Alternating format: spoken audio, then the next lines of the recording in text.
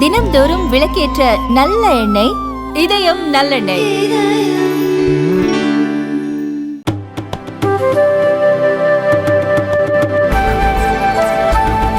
साईं राम। आंध्र प्रदेश के गवर्नर श्रीमान Abdul Nazeer ji, Shri Sathya Sai central trust के managing trustee Shri R J. Ratnakar ji, Shri K Chakravarthy ji, मेरे बहुत पुराने मित्र Shri Ryuko Hira ji, doctor V Mohan ji, Shri M S. Nagananda ji, Shri Nimish Pandya ji, अन्य सभी महानुभाव, देवी और सज्जनों, आप सबको फिर से एक बार साईं राम।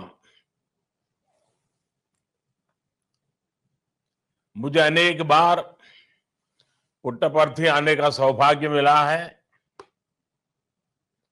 मेरा बहुत मन था कि मैं इस बार भी आपके सबके बीच आता, आपसे मिलता, वहां उपस्थित रहकर इस कार्यक्रम का हिस्सा बनता, लेकिन यहां की व्यस्तता के चलते मैं उपस्थित नहीं हो सका। अभी भाई रत्नाकर जी मुझे निमंत्रण देते समय कहा कि आप एक बार आइए और आशीर्वाद दीजिए। मुझे लगता है कि रत्नाकर जी की बात को करेक्ट करना चाहिए। मैं वहां जरूर आऊंगा, लेकिन आशीर्वाद देने के लिए नहीं, आशीर्वाद लेने के लिए आऊंगा।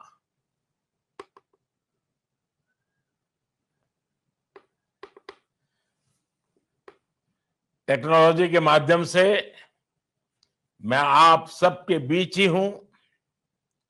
मैं श्री सत्य साई सेंट्रल ट्रस्ट से जुड़े सभी सदस्यों और सत्य साई बाबा के सभी को, भक्तों को आज के लिए, इस आयोजन के लिए बधाई देता हूं। इस पूरे आयोजन में श्री सत्य साई की प्रेरणा, उनका आशीर्वाद हमारे साथ है।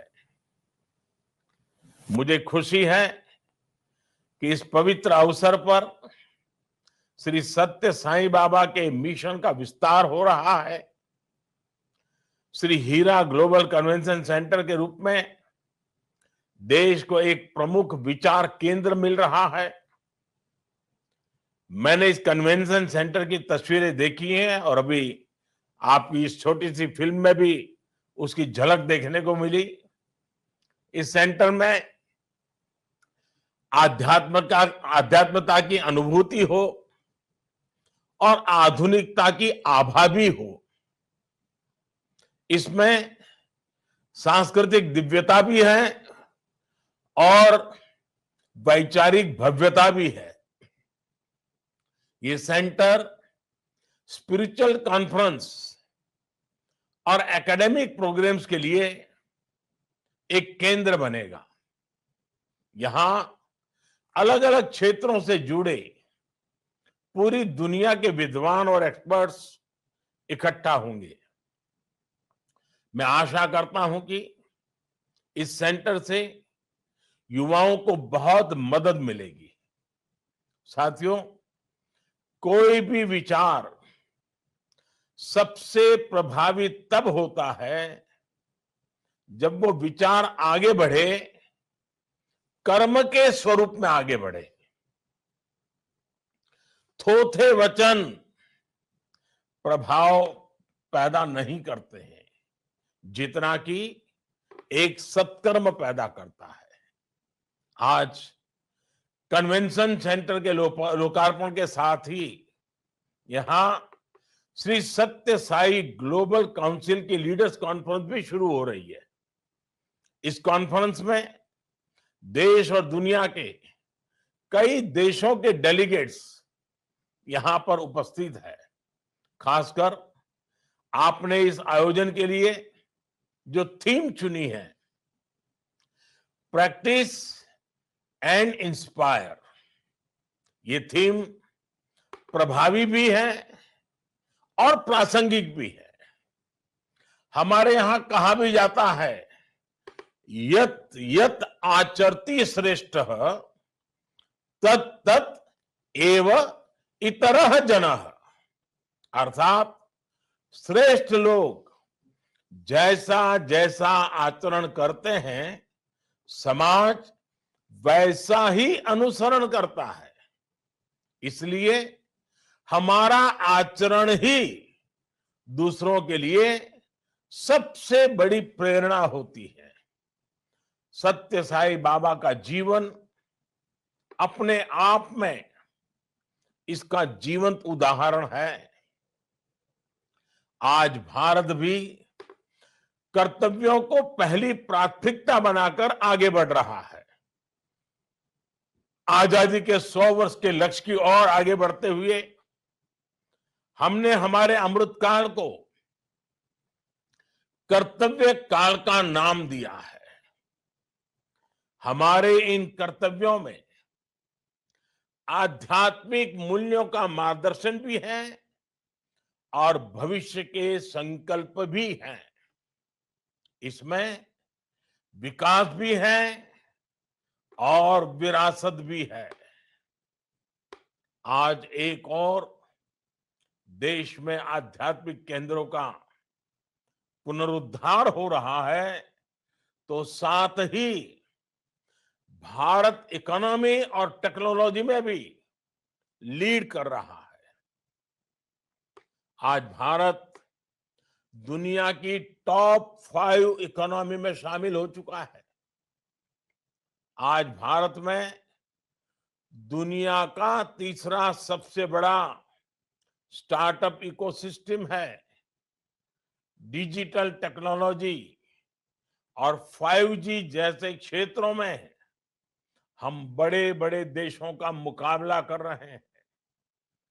दुनिया में आज जितने भी रियल टाइम ऑनलाइन ट्रांजैक्शन हो रहे हैं, उसके 40% अकेले भारत में हो रहे हैं।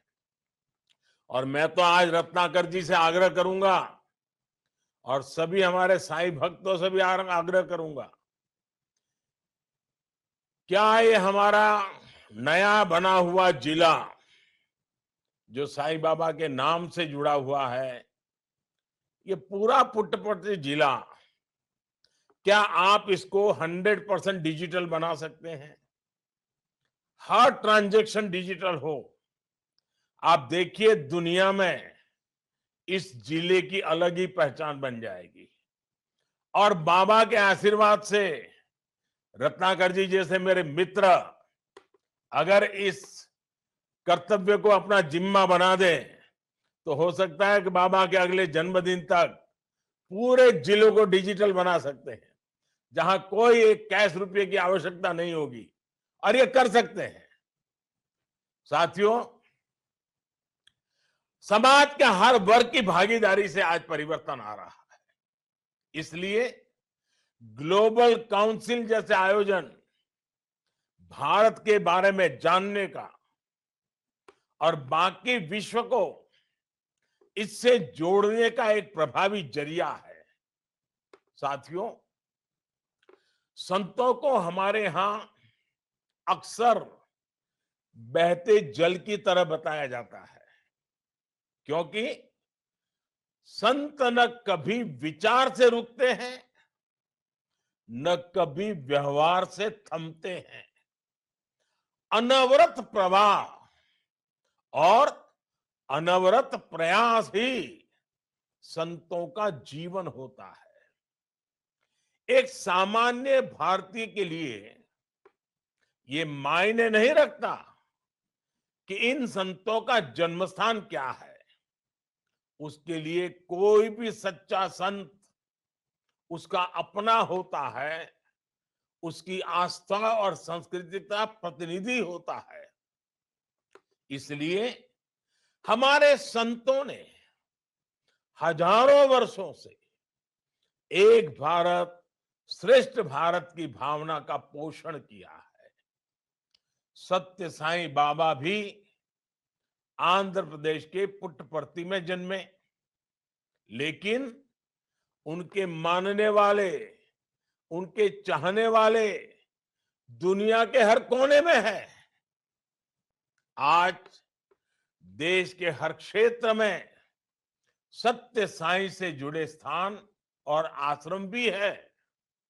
हर भाषा, हर रीति रिवाज के लोग प्रशांति निलयम से एक मिशन के तहत जुड़े हैं। यही भारत की वो चेतना है जो भारत को एक सूत्र में पिरोती है, इसे अमर बनाती है। साथियों, श्री सत्य साईं कहते थे, सेवा अने रेंडू अक्षराल्लोने अनंत माइन शक्ति इमीडी जिंदी। अर्थात सेवा के दो अक्षरों में ही अनंत शक्ति निहित है। सत्य साईं का जीवन इसी भावना का जीवंत स्वरूप था। ये मेरा सौभाग्य रहा कि मुझे सत्य साईं बाबा के जीवन को करीब से देखने का, उनसे सीखने का और अविरत उनकी आशीर्वाद की छाया में जीने का अवसर मिला है। उनका हमेशा मेरे लिए एक विशेष स्नेह होता था। हमेशा उनका आशीर्वाद मुझे मिलता था। जब भी उनसे बात होती थी, वो गहरी सी गहरी बात भी बेहद सरलता से कह देते थे। मुझे और उनके भक्तों को श्री सत्य साईं के कितने ही ऐसे मंत्र आज भी याद है। Love all, serve all, help ever, hurt never, less talk, more work, every experience is a lesson, every loss is a gain. ऐसे कितने ही जीवन सूत्र श्री सत्य साईं हमें देकर गए हैं। इनमें संवेदनशीलता है, जीवन का गंभीर दर्शन भी है। मुझे याद है, गुजरात में भूकंप आया था, तब उन्होंने मुझे विशेषकर फोन किया था। हर तरह से राहत और बचाव के लिए वो खुद लग गए थे। संस्था के हजारों लोग उनके निर्देश पर दिन रात भूज के प्रभावित इलाके में काम कर रहे थे। कोई भी व्यक्ति हो, वो उसकी चिंता ऐसे करते थे जैसे कोई बहुत अपना हो, बहुत करीबी हो। सत्य साईं के लिए मानव सेवा ही माधव सेवा थी। हर नर में नारायण, हर जीव में शिव देखने की यही भावना जनता को जनार्दन बनाती है। साथियों, भारत जैसे देश में धार्मिक और आध्यात्मिक संस्थाएं हमेशा से समाज उत्थान के केंद्र में रही है। आज देश अपनी आजादी के 75 वर्ष पूरे कर चुका है और अगले 25 वर्षों का संकल्प लेकर हमने अमृत काल में प्रवेश किया है। आज जब हम विरासत और विकास को एक गति दे रहे हैं, तो सत्य साईं ट्रस्ट जैसी संस्थाओं की इसमें बड़ी भूमिका है। मुझे खुशी है कि आपका स्पिरिचुअल विंग बाल विकास जैसे कार्यक्रम के जरिए नई पीढ़ी के भीतर सांस्कृतिक भारत को गढ़ रहा है। सत्य साईं बाबा ने मानव सेवा के लिए अस्पतालों का निर्माण कराया। प्रशांति निलयम में हार्ट अटैक हाईटेक हॉस्पिटल बनाकर तैयार हुआ। सत्य साईं ट्रस्ट वर्षों से निशुल्क शिक्षा के लिए अच्छे स्कूल और कॉलेज भी चला रहा है।